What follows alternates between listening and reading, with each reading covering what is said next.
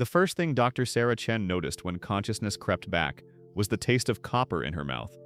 The second was the blood under her fingernails. She found herself slumped over her laboratory desk at 3:17 a.m., the harsh fluorescent lights buzzing overhead like angry wasps. Her head pounded with a migraine that felt like someone had taken a sledgehammer to her skull. Papers were scattered across the floor, computer monitors flickered with error messages, and the air reeked of something chemical and wrong. "What the hell?" Sarah whispered, her voice hoarse as if she'd been screaming. She tried to piece together the evening. She remembered staying late to review the final data from Project Mnemonic, her groundbreaking research into memory manipulation technology.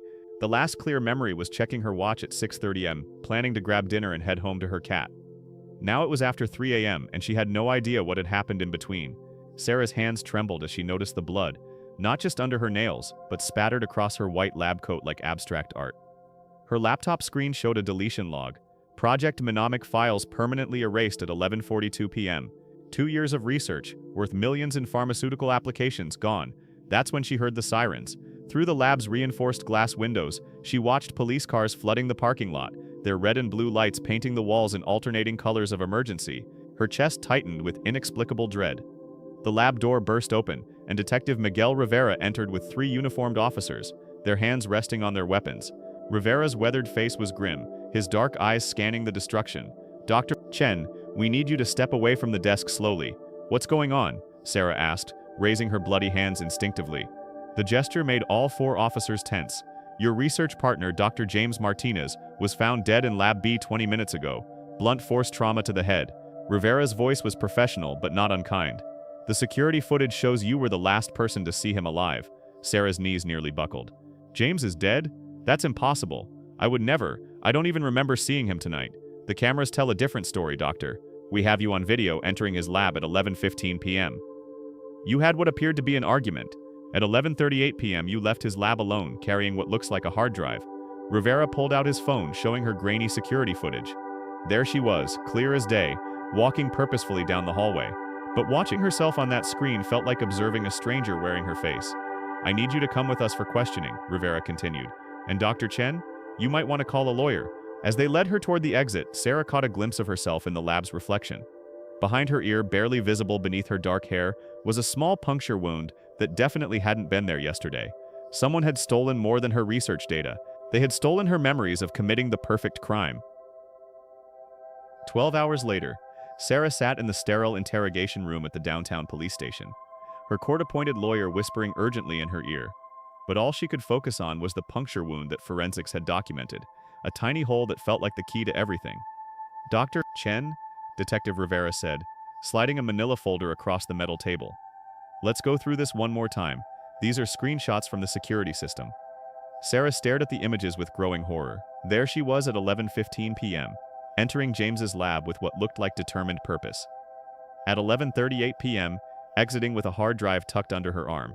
At 11:42 p.m., back in her own lab, systematically deleting files. But between those timestamps was a complete void in her memory. "I know how this looks," Sarah said, her voice steady despite the chaos in her mind. "But I'm telling you, I have no memory of any of this. Someone used my own research against me." Rivera leaned back in his chair. "Your own research? You mean the memory manipulation project that's now conveniently deleted?" "Exactly. Don't you see? This is the perfect crime. Make the victim commit murder, then erase their memory of it. No consciousness of guilt, no ability to confess or contradict the evidence." Her lawyer shot her a warning look, but Sarah continued. "James was my research partner, but we'd been disagreeing about the ethical applications of our work. He wanted to weaponize it, sell it to the highest bidder. I wanted strict medical oversight, so you killed him for it." "No, someone else did, through me, like a human puppet." Rivera studied her face for long moments. Something in her genuine confusion seemed to give him pause. "Assuming I believe this science fiction scenario, who would have access to your technology?" Sarah's mind raced. The research team was small, just James, myself, and Dr. Elena Vasquez from the neurology department. But Elena's been out of the country at a conference in Switzerland for 2 weeks. We'll verify that. In the meantime, you're being held pending further investigation. That night in her holding cell, Sarah's mind worked overtime. She pressed her fingers to the puncture wound, trying to trigger any memory fragment. Nothing came, but she noticed something else. Tiny scars along her arms that she'd never seen before. Old puncture wounds, healed over. This wasn't the first time someone had stolen her memories. Her cellmate, a woman named Rosa, arrested for drug possession, watched Sarah's growing agitation. "You okay, Doc? You look like you've seen a ghost." "I think I have," Sarah whispered, "and I think that ghost has been visiting me for months." Sarah's bail hearing was a disaster.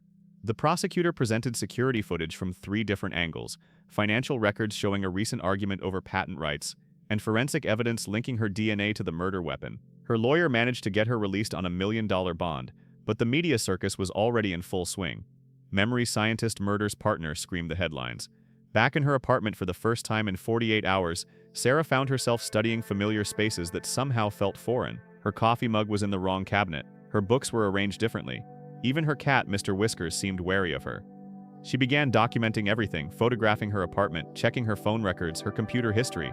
What she found chilled her to the bone: text messages she'd never sent, Google searches for untraceable poisons, and how to delete security footage, online purchases of lab equipment delivered to addresses she'd never heard of.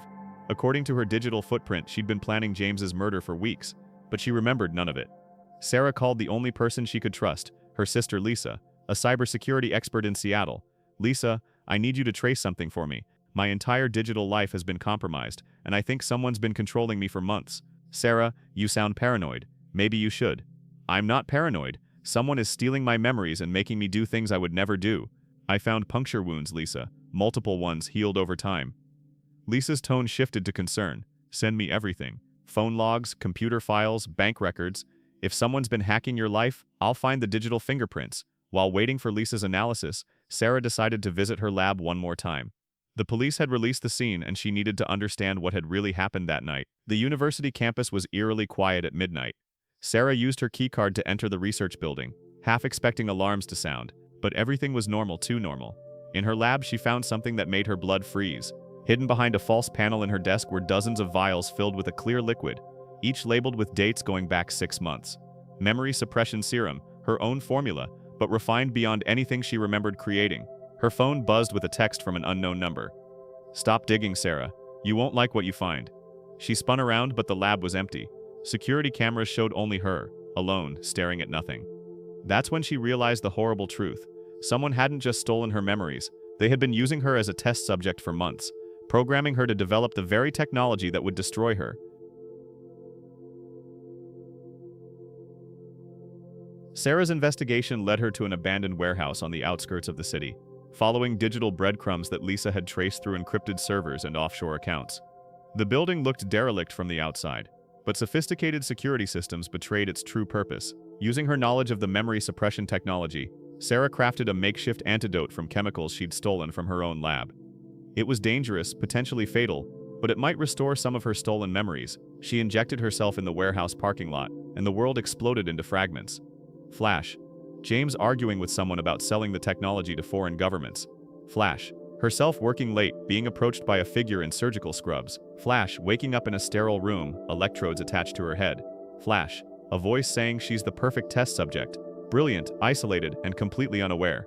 The memories came back in pieces, each one more horrifying than the last. She hadn't just been a victim, she'd been a prototype. Someone had been using her to perfect memory manipulation for months, testing different techniques, erasing the evidence of each experiment.